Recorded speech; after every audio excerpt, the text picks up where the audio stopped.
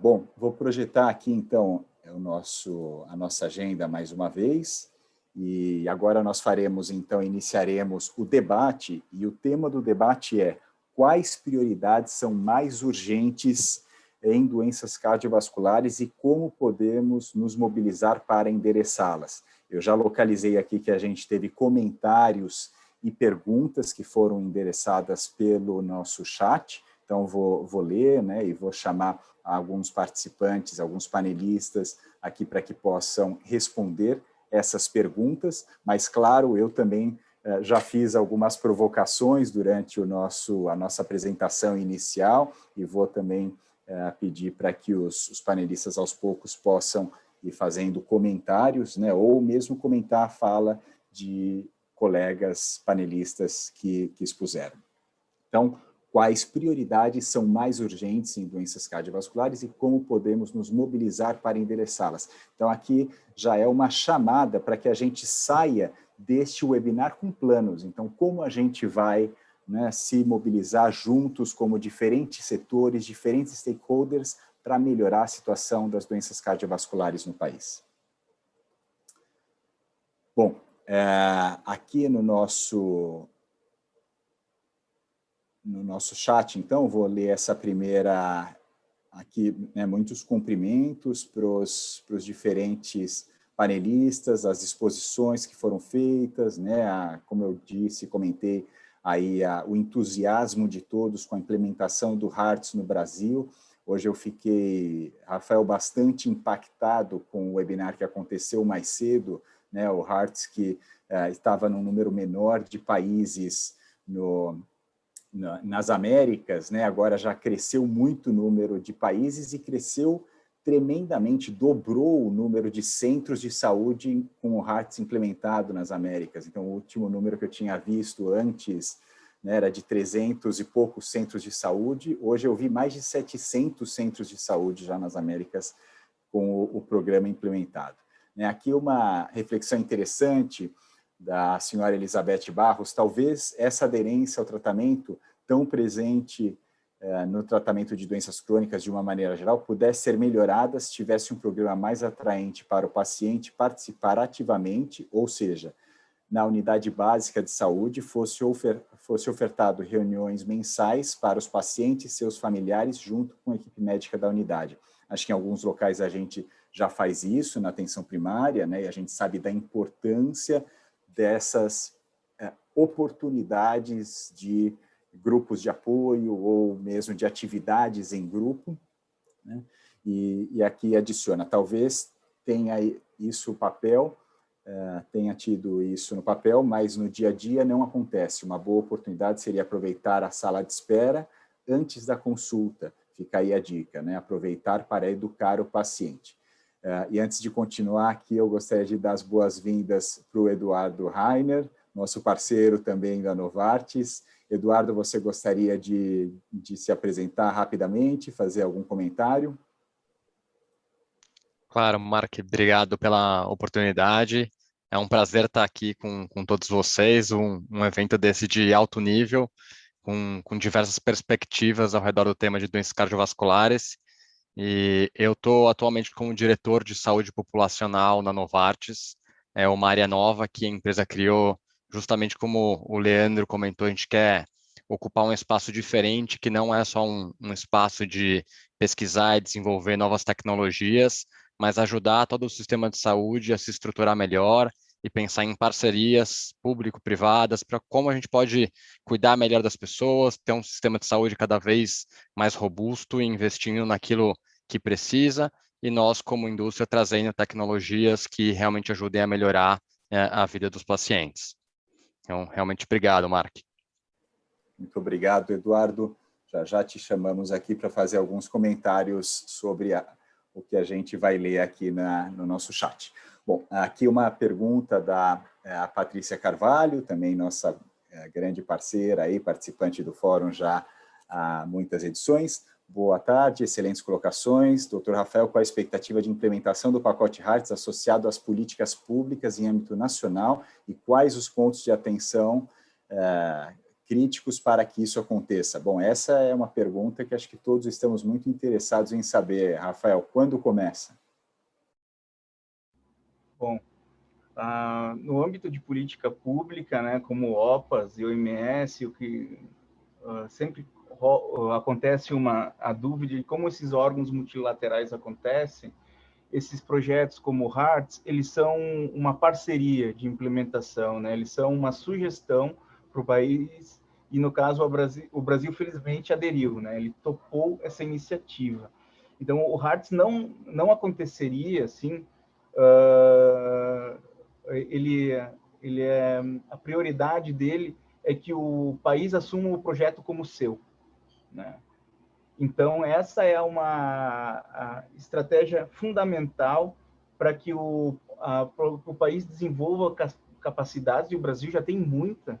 O Sistema Único de Saúde ele é referência no mundo, e o que a OPAS vem trazer são experiências para fortalecer isso, e uma construção bastante horizontal, né? Acho que a Jaqueline está aqui também, ela está acompanhando o processo de implementação, e o nosso processo é muito dialógico, discutido, e de uma maneira muito transparente e horizontal para a construção dessas estratégias, né? Então, temos que fortalecer, né? Acho que a primeira estrutura é fortalecer o SUS na sua magnitude, e quanto ao início dele, nós estamos já a partir da adesão. Acho que a Jaqueline pode falar um pouquinho mais, porque ela está à frente da coordenação da proposta HARTS no Ministério da Saúde. Acho que ela pode falar um pouquinho mais sobre a nossa primeira ação, que é a constituição da Câmara Técnica Nacional. Jaqueline. Obrigado, Oi, Rafael. Rafael. Então, Oi, passou para você, Jaqueline, agora a bola para, quem sabe você nos fala a data, quando vai ser o grande dia da inauguração. Oi, Mark. Então, Rafael, obrigada por poder compartilhar comigo a fala também. Bem, então, a estratégia HARTS, ela é uma estratégia que ela tem diversos passos, né, para sua implementação. Eu acho que a gente poderia marcar até uma conversa para a gente explicar melhor para vocês quais são os passos que a gente vem pensando em desenvolver. Mas, inicialmente, eu gostaria de falar um pouquinho sobre a instituição da Câmara Técnica, que é o primeiro passo, né, da implementação da estratégia. A Câmara Técnica, ela tem a função de prestar consultoria e assessoramento em matérias específicas, né, de interesse do nosso departamento, com a finalidade de avaliar, discutir e propor também ações estratégicas integradas para a implementação da estratégia. Então, a nossa coordenação vem trabalhando no desenho da implementação da iniciativa. Inicialmente, vai ocorrer a implementação num número menor de municípios, obviamente, porque é assim que é feito no mundo todo, né? A gente não implanta a estratégia no Brasil como um todo, porque a gente precisa testar, fazer as adaptações, né? O Brasil já tem um sistema muito robusto, né? O nosso sistema de saúde ele é muito robusto, ele abarca a população como um todo. Nós já temos ações muito fortes no que diz respeito à promoção da saúde, prevenção de doenças. Então, são vários passos para a implementação da estratégia, e a gente vem desenvolvendo esse trabalho em parceria com a OPAS, e tem dado frutos muito positivos. Tá? Então, o primeiro passo vai ser a instituição da Câmara Técnica. A gente está elaborando uma minuta de portaria, né? Deve sair em breve, eu acredito que ainda esse mês a Câmara Técnica vai ser instituída. E aí, os próximos passos eles vão sendo desenvolvidos com o auxílio dessa Câmara Técnica. Uhum. Ótimo, Jaqueline, acho que é um esclarecimento importante. E antes da gente passar para a próxima pergunta, eu gostaria de convidar o Dr. Saraiva, que tem muita experiência também na implementação desses programas. Eu sei que ele acompanhou e ainda acompanha de perto o programa Better Hearts, Better Cities, né, cuidando do seu coração, na cidade de São Paulo, e assim como o Roadmap também de prevenção de doença cardiovascular em pessoas com diabetes, né, que eu tive a oportunidade de estar com ele, também quando veio para o Brasil, essa iniciativa, para que ele traga algumas sugestões, algumas recomendações, na realidade, aí, que serão importantes para a implementação bem-sucedida do HEARTS. Olha, obrigado. Eu queria, assim, colocar a questão da implementação do HEARTS, que eu acho que ela casa com a pergunta do fórum, que é quais prioridades são mais urgentes em doenças cardiovasculares, né, e como podemos nos mobilizar para endereçá-las. Olha, Mark, eu acho que nós precisamos fazer aqui algumas colocações de alguns fatos que são relevantes para um país de dimensões continentais como o Brasil. Primeiro, nós temos mais de 5.500 municípios. Agora eu estou falando da população brasileira. Desses 5.500 municípios, em que pese que existe um grande adensamento nas grandes regiões metropolitanas, nós temos a grande maioria das cidades, mais de 70% delas, com menos de 30 mil habitantes. E que não tem especialistas, e nem vão ter. Esse é o ponto fundamental.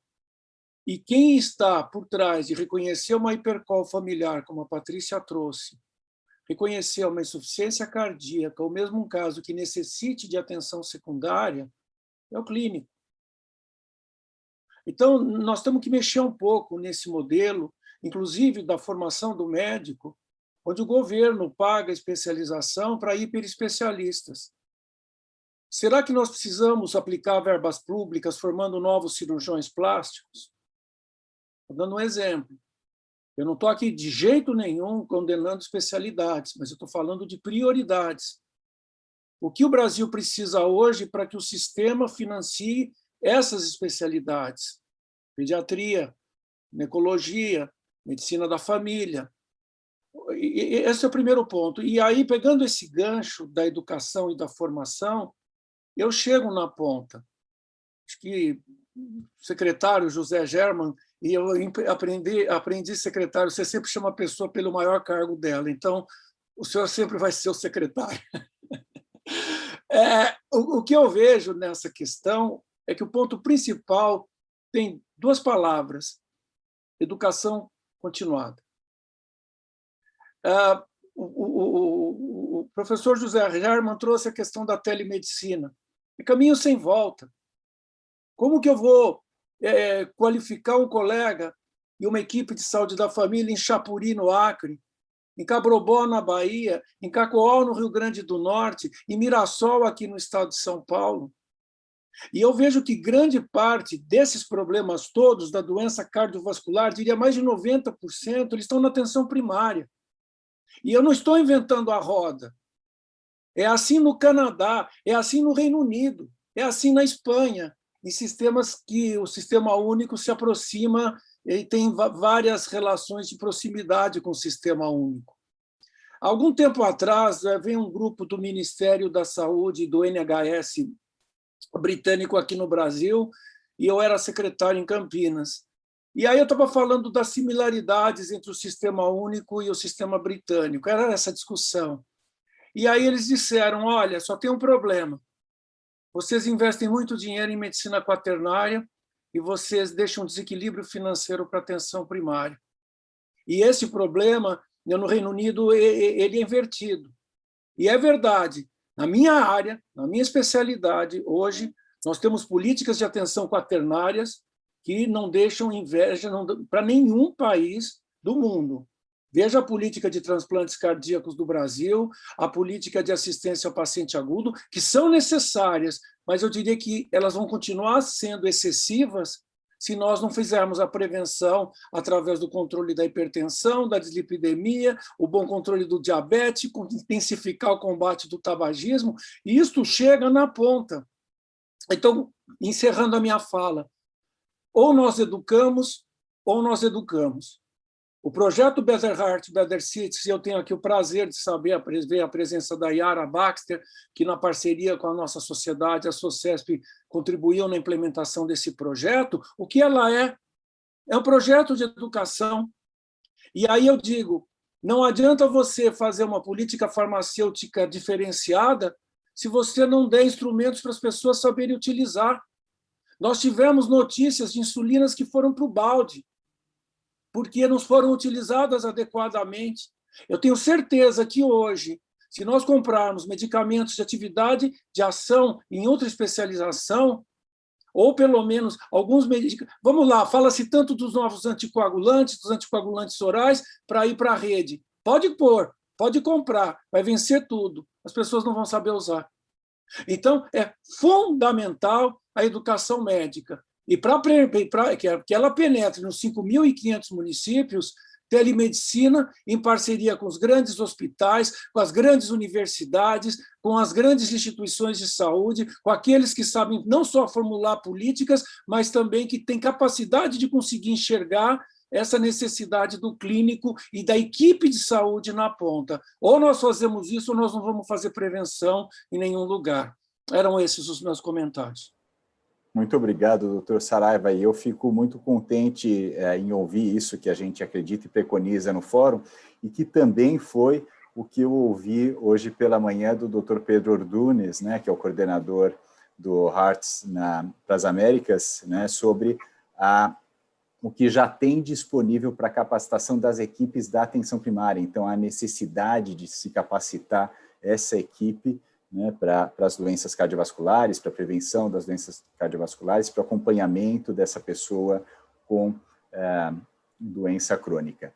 Eu gostaria de convidar, então, né, aqui a gente tem uma pergunta que eu acho que é bastante interessante, acho que talvez a Jaqueline possa fazer um comentário também em breve, mas antes pedir para o Dr. German fazer um comentário sobre essa pergunta, que foi a seguinte: como está atualmente o programa Hiperdia, né, voltado para hipertensão e diabetes em São Paulo? Na realidade, me parece que é um programa que foi descontinuado, mas acho que vale a pena a gente refletir se teve um outro programa que entrou no lugar, né, e um outro programa que integra os diferentes níveis de atenção para esses cuidados de fatores de risco cardiovascular e doenças crônicas.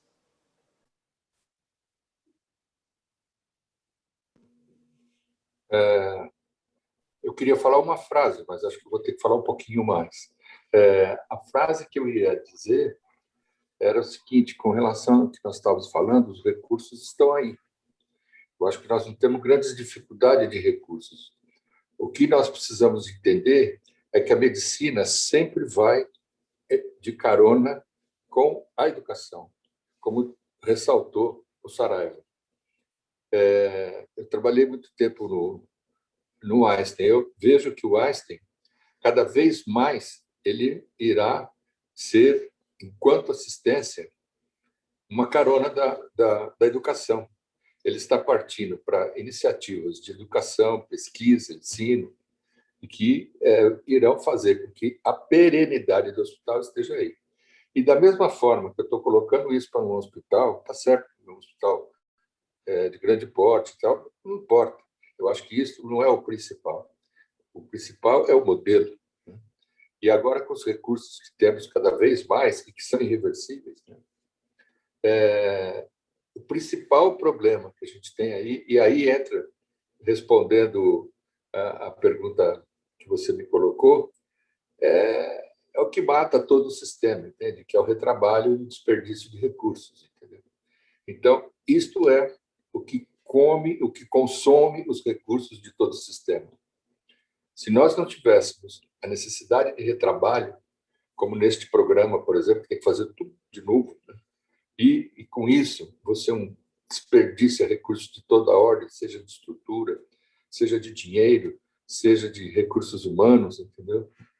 Materiais, pode, toda a ordem. Você não irá conseguir trazer. E é só isso para um eixo único. E é só o planejamento que consegue chegar nisso, entendeu? Esta é a falta do planejamento, para mim, é fundamental. E a ferramenta que eu vejo como importante para o planejamento é o CDC. Você denominou de CDC brasileiro, que eu achei muito bom.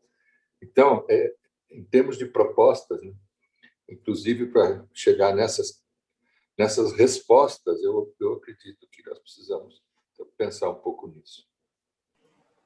Ótimo. Não respondi diretamente à sua pergunta, mas ele precisa ser realizado totalmente de novo. Uhum. E aí não tem data, sabe? Uhum. A pandemia importância... chegou e acabou com muita coisa. Uhum. Mas isso não é desculpa. Uhum. Isso é estímulo, tem que ser a motivação. Uhum. Nós temos que tirar, não é proveito, mas temos que tirar lições da pandemia e utilizá-las nas outras áreas. Entendeu? E a gente passou aqui em São Paulo de 6.500 leitos de UTI para Covid para 9.000, 10.000. Como que se faz isso numa situação tão emergencial? Então, isso é planejamento. No começo, nós não tínhamos... Os hospitais, antigamente, usavam de um recurso que se chamava censo diário. Acho que todo mundo conhece o censo. E nós tivemos que fazer, em primeiro lugar, um censo Covid, para que a gente pudesse planejar o que é que nós tínhamos que fazer em termos da atenção para fazer frente à epidemia. Obrigado. Obrigado, doutor Guilherme. Acho que eu tenho dois comentários a fazer sobre aqui sobre o que foi dito pelo senhor e pelo doutor Saraiva, que me parece que estão muito intimamente associados à implementação do HARTS. Né? Uma delas é que o senhor trouxe, né?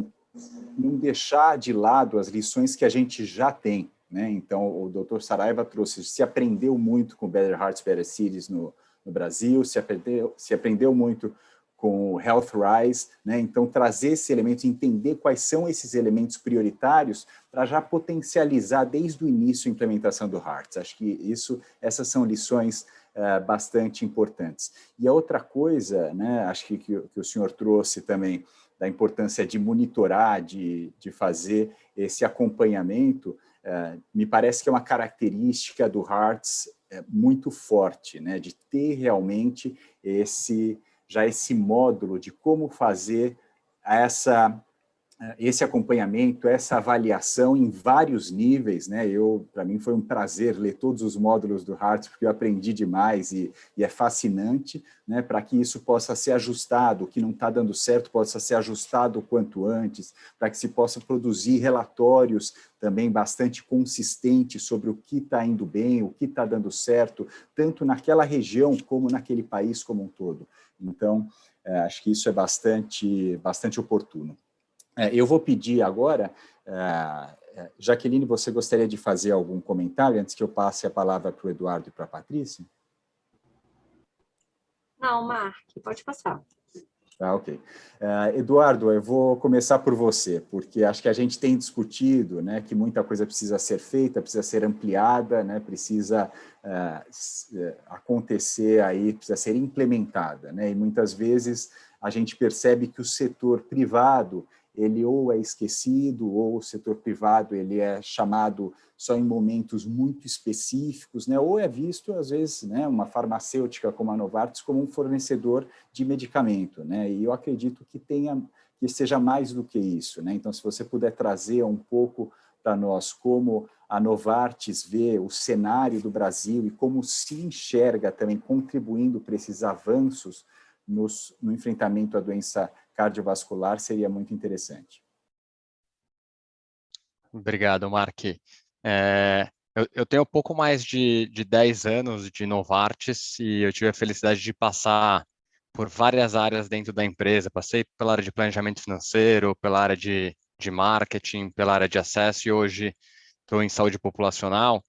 E sabe que uma das coisas que sempre me incomodou foi quando falavam assim, Novartis é um fornecedor.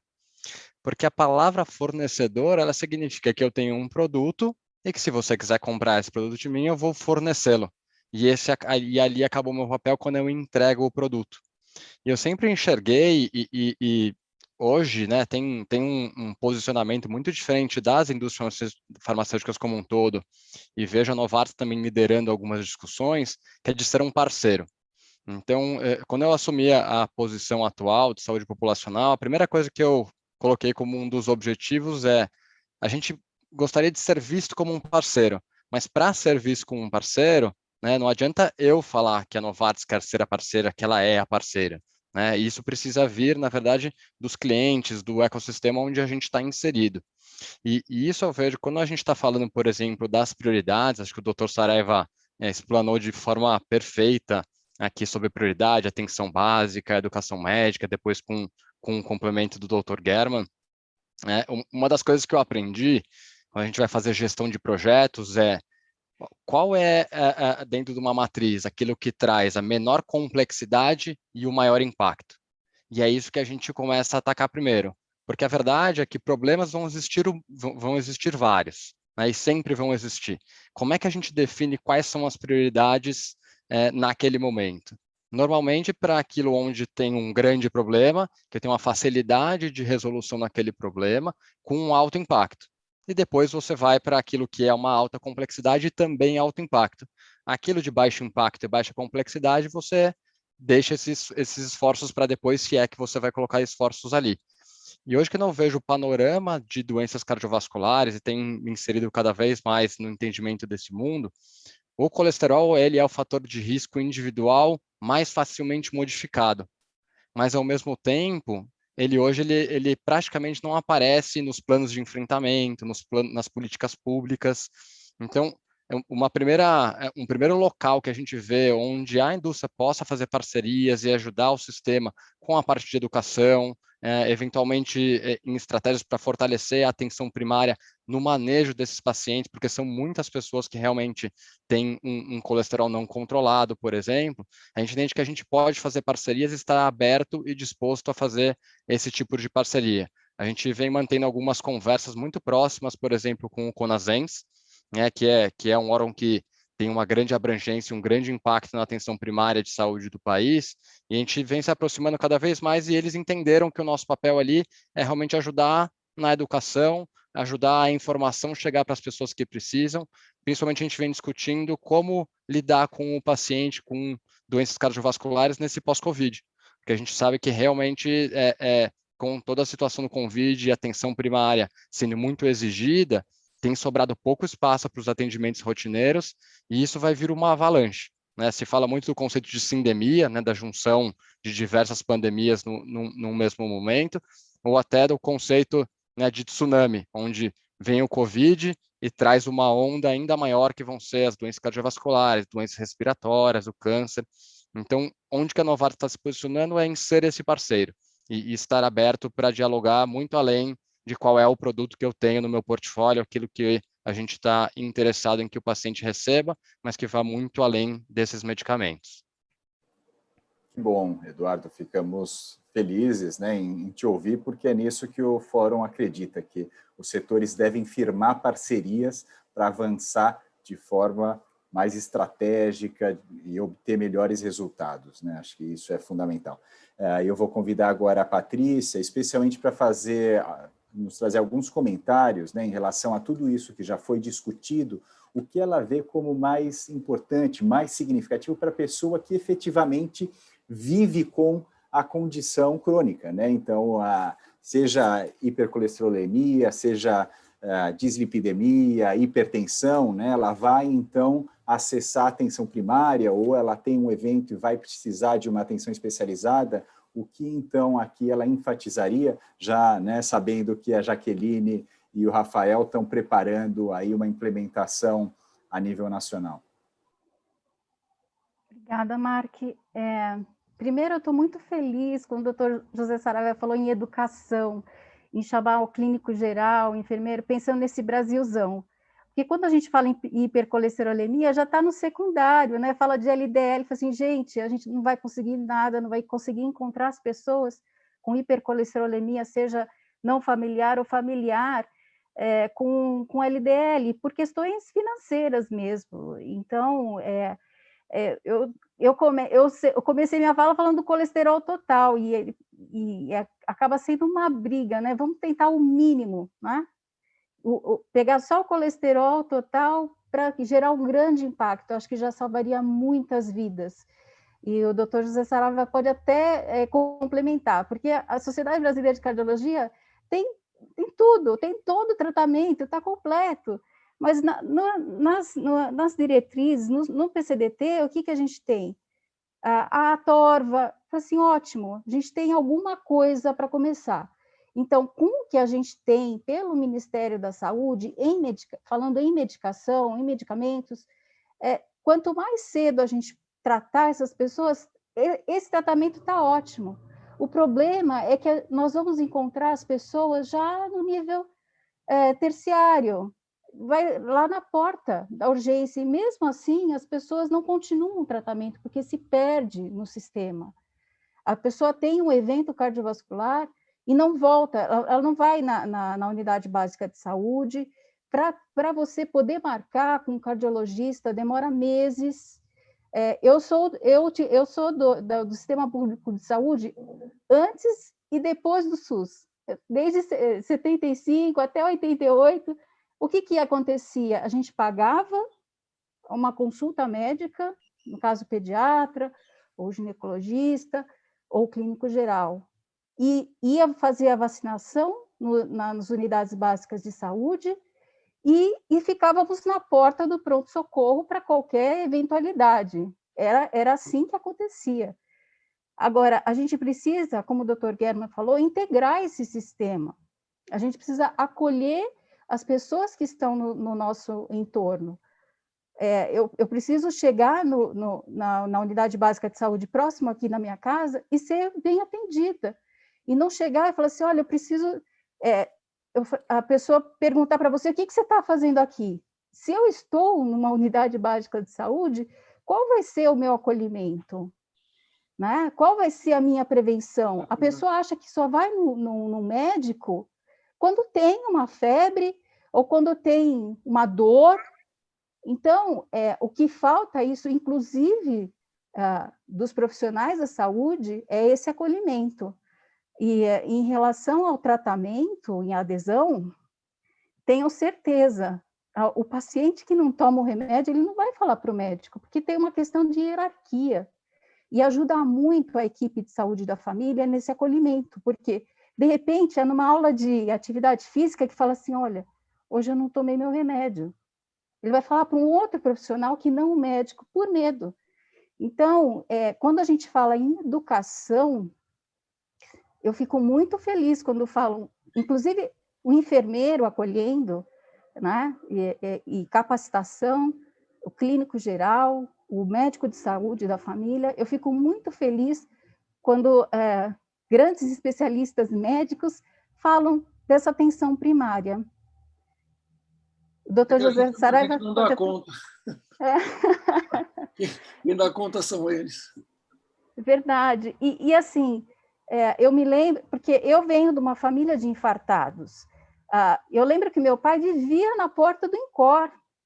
Para quê? Para medir pressão e fazer o eletro e ver que ele não estava infartando, mas que, na realidade, ele estava com a pressão 15/10, às vezes 20/10, e com hipercolesterolemia familiar, que é algo exponencial. Infelizmente, meu pai faleceu há 2 anos, não pude fazer muito mais por ele, né? Que ele estava no Sistema Público de Saúde do Rio de Janeiro, e foi algo assim terrível, nem na atenção, ele estava no hospital especializado, teve AVC e não conseguia deglutir, não conseguiu, ele tinha que fazer um exame para fazer uma tráqueo, mandaram ele para o hospital de base, de saúde da família, e ele não deglutindo, óbvio, médicos que sabem aqui, broncoaspirou, e só depois que fez a intubação, fez a traqueostomia.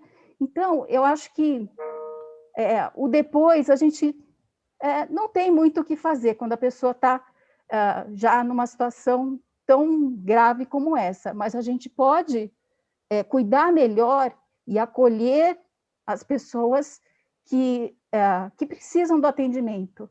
Então, eu acho que talvez pensar que a unidade básica de saúde é um local de acolhimento e de prevenção. Uhum. Basicamente, obrigado. É isso. Não, reflexões muito importantes, que acho que a Jaqueline vai comentar logo mais, né, desse papel da atenção primária, mas, obviamente, a gente já está com o nosso tempo esgotado, e por isso eu vou fazer agora uma proposta para que cada um...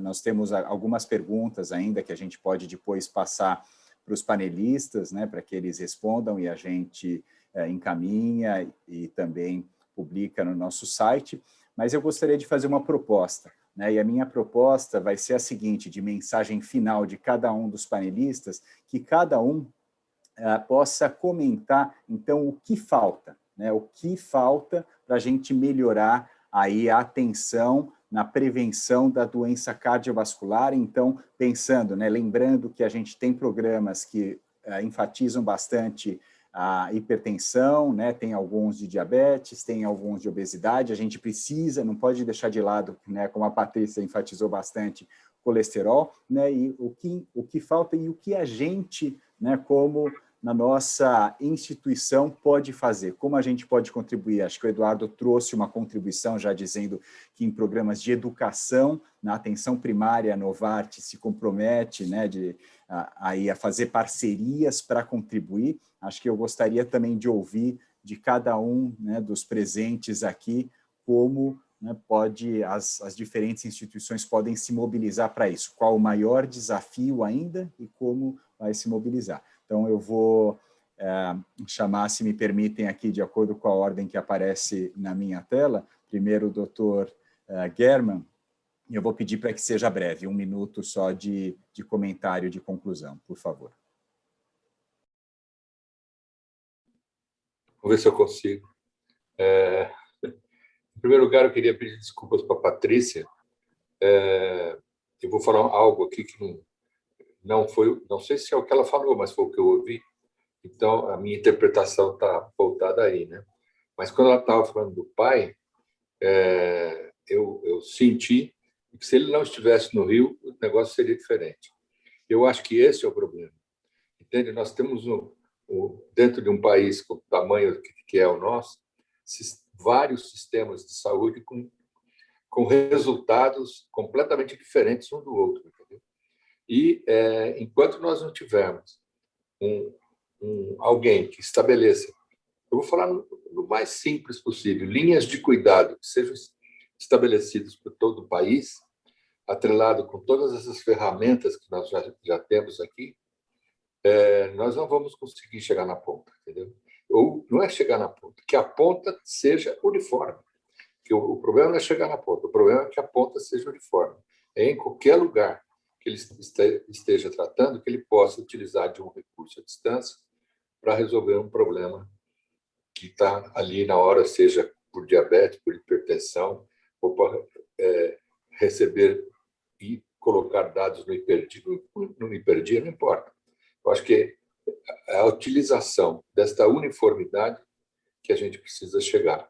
E isso, eu volto a insistir, depende de um planejamento e depende de um CDC. Muito obrigado pelo convite mais uma vez. Desculpe a insistência, mas a gente tem que defender determinadas bandeiras. Muito obrigado, doutor German. Estou entendendo, então, que o Estado de São Paulo vai aí sair na frente com essa proposta de CDC. Ótimo. Doutor Saraiva, por gentileza. Eu acho que a Patrícia definiu o segundo ponto que eu queria trazer. Humanização. A gente fala tanto em desfinanciamento do sistema. Graças a Deus, o secretário falou, dinheiro não faz falta. Não é bem assim, mas, de fato, a gente gasta mal. Eu concordo em gênero, número e grau. Nós somos ao CONASENS, e o CONASENS, para tentar levar assuntos como hipertensão, dislipidemia, diabetes, blá, blá, blá, na rede. O que o CONASENS falou? Nós temos a TV CONASENS. Uma vez a cada 3 semanas, a gente está fazendo um seminário que chega numa cidadezinha de 3.000 habitantes. Olha só. Gente, isso é uma sementinha, mas eu estou dando exemplos de que você não gasta um centavo. A sociedade oferece o técnico junto com alguém da saúde pública, obviamente que conhece o linguajar do sistema, isso é fundamental, e a gente para a unidade para, em 40 minutos, falar como que você progride num diagnóstico de dislipidemia e hipertensão, para não precisar, Patrícia, a pessoa chegar doente depois, porque ele fez lá o colesterol e estava 400. Patrícia, tem grana para LDL, fica tranquila. Nós não chegamos nesse nível de pau, fica sossegada que dá para fazer HDL e triglicérides. O segundo ponto é humanizar. Não tem jeito. Eu diria que hoje o grande touro, nós temos que pegar a unha no sistema único é a humanização, porque o que ela traz, que você traz de acolhimento, é fundamental. Se não tem acolhimento, você não tem vínculo. Se você não tem vínculo, você não tem adesão. Corta. Então, eu diria que esses dois elementos, educação e humanização. Obviamente que isso abre aí um ano de discussão, mas não precisa de muito mais dinheiro. O que precisa é capacidade de planejamento para implementar aquilo que é básico e que o Eduardo trouxe com muita assertividade. Eu vou pegar aquilo que eu posso fazer, em vez de fazer o imobilismo de criar situações que eu não tenho como melhorar nesse momento. Parabéns pelo fórum, amei estar aqui com vocês, pessoal. Muito obrigado, doutor Saraiva. Bom, vou chamar novamente a Patrícia, que acabou de falar, mas certamente tem agora um pensamento de conclusão. Eu agradeço até de ser depois do doutor Saraiva, porque acompanho todos os comentários, e eu gostaria só de acrescentar que a gente precisa ter uma resolução na atenção primária. Então, quando a gente chega, que tenha uma ponta de dedo de colesterol, de glicemia, e a medida da pressão arterial, peso, altura, circunferência, o enfermeiro pode, até o técnico de enfermagem pode fazer isso. E para a gente poder conversar diretamente, se você mostrar o resultado, a pessoa vai incorporar isso, vai saber o que está acontecendo com ela, com a saúde dela, e também pensar no histórico familiar. Então, eu acho que tem que falta um pouquinho disso e uma conversa maior. Saber o histórico do paciente, ter essa conversa, ter esse acolhimento. Então, a resolutiva precisa estar na atenção primária. E acho que a gente está nesse caminho. E eu deixo assim, e eu agradeço ao doutor German também pelas colocações, realmente precisa ser algo único, é o sistema único de saúde, não pode ter diferença entre Rio de Janeiro, São Paulo, Mato Grosso, a gente tem que ter um caminho, uma linha só de atendimento, e que se não tem não sabe a medida a ser tomada, que ligue, que faça essa teleconsulta, porque realmente existem locais que não têm como atender essa pessoa e que falem, né? que se comuniquem. Então, tem que ter essa linha unificada na assistência à saúde. E é Ótimo. Isso, muito obrigada. Não, pelo que eu entendi, então, Patrícia, a HF e a SBC vão ajudar aí nesse planejamento de acolhimento e de resolutividade na atenção primária. Então, aí já fica a dica para o Hearts, né, e para a SAPS, que se precisarem de parceiros nessa área, a SBC e a HF aí estão levantando essas importantíssimas bandeiras. Eduardo, por gentileza, seus comentários.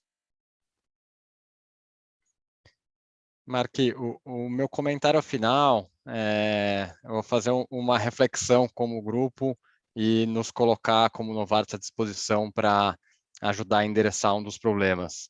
Se a gente olha as redes de atenção criadas pelo Ministério, hoje tem linhas de cuidado que foram realmente, se a gente olhar historicamente, mudaram o patamar que foi a do AVC e do infarto agudo do miocárdio.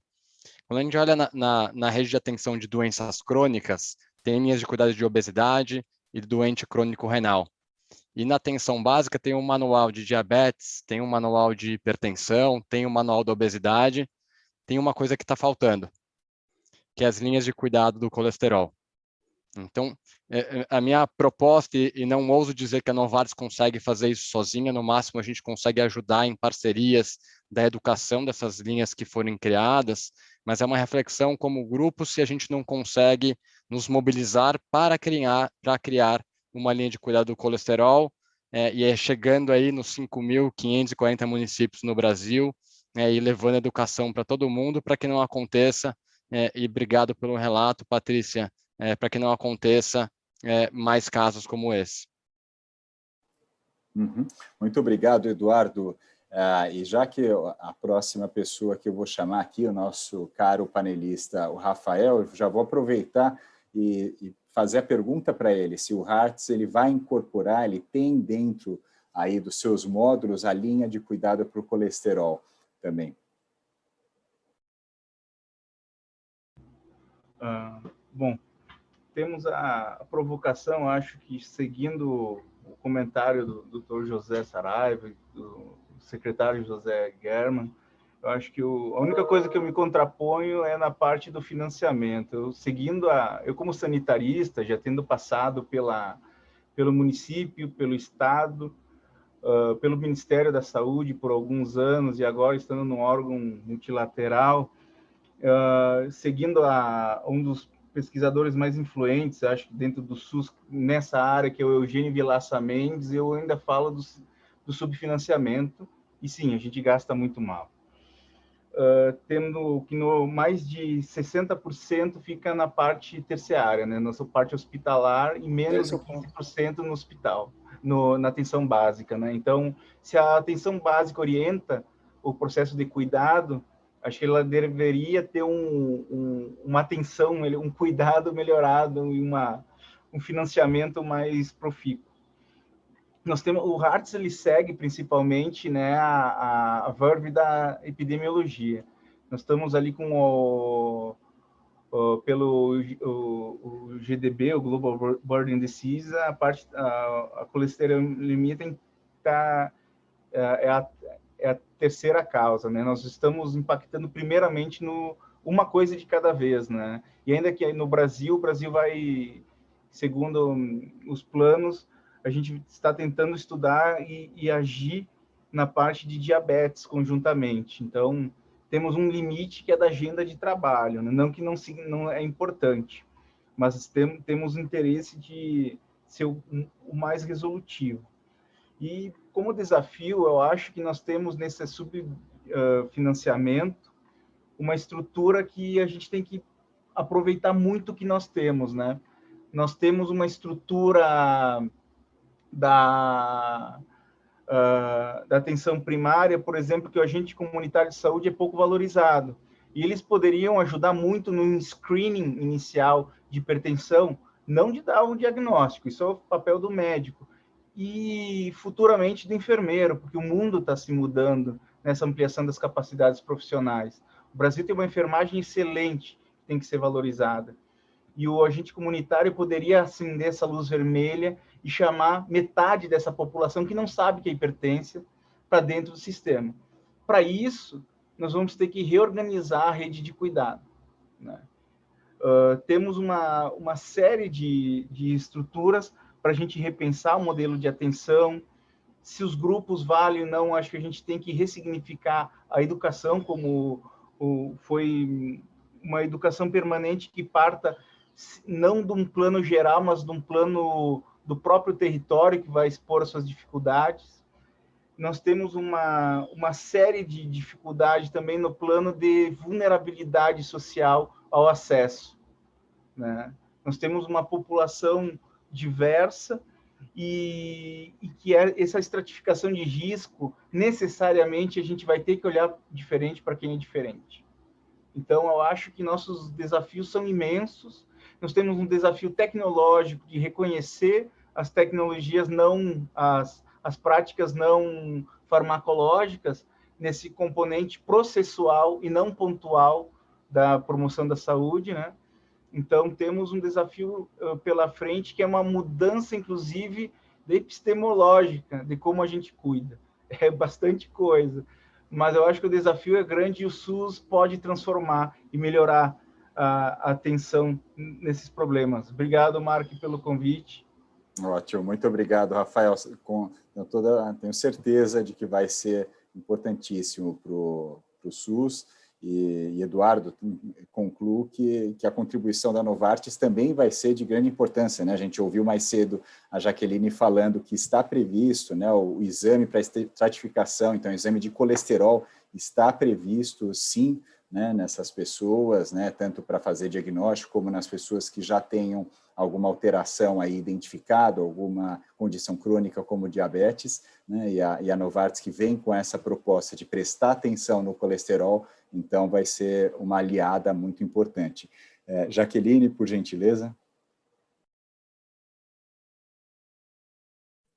Bem, nós temos inúmeros desafios, né, a serem superados, mas eu gostaria de ressaltar uma coisa super importante, que é o princípio da integralidade, né? Que é quando nós olhamos o indivíduo como um todo, levando em conta todas as suas necessidades e aspectos sociais, econômicos e biológicos, né? Então, é muito importante a gente olhar esse indivíduo como um todo. E, nesse sentido, olhar os valores, né, do colesterol, realizar o exame, isso está previsto na ação de olhar o indivíduo em si.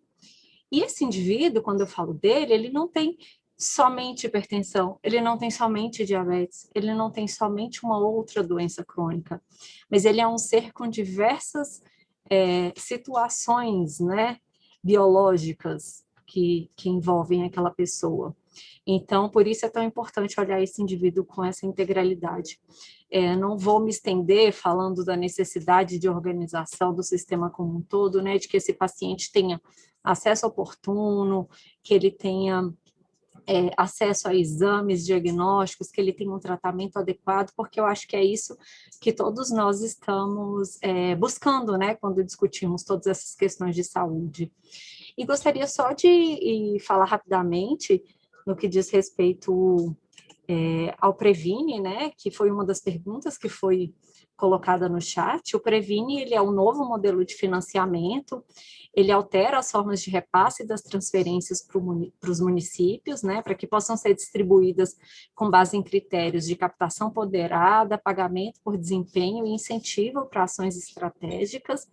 E a proposta ela tem como princípio a estruturação de um modelo de financiamento, focado em aumentar o acesso das pessoas aos serviços de atenção primária e o vínculo entre a população e a equipe. E quando eu falo em equipe, eu não estou falando só em médico, enfermeiro, eu também falo do agente comunitário de saúde e demais outros profissionais que compõem aquela equipe, né, como um todo. Então, isso é com base nesses mecanismos que a gente busca induzir a responsabilização dos gestores e dos profissionais de saúde pelas pessoas daquele território. Mais uma vez, eu gostaria de agradecer a oportunidade de participar do fórum e muito obrigado por todos se colocarem à disposição para trabalhar conosco nessa construção, né? Obrigada. Muito obrigado, Jaqueline. Excelente fechamento aí, esse entendimento do indivíduo, né, de forma integral, então não, né, como uma condição crônica ou uma necessidade específica, mas tudo que ele tem em termos de biológico, social e outros componentes. Bom, agradeço então a todos e todas que estiveram conosco durante essa tarde e, obviamente, um agradecimento muito especial aos nossos panelistas aqui de altíssimo nível, que tornaram tão interessante, tão rica essa conversa, e espero que a gente continue esse diálogo para efetivamente melhorar as condições de doenças cardiovasculares e seus fatores de risco no país. Muito obrigado a todos e todas.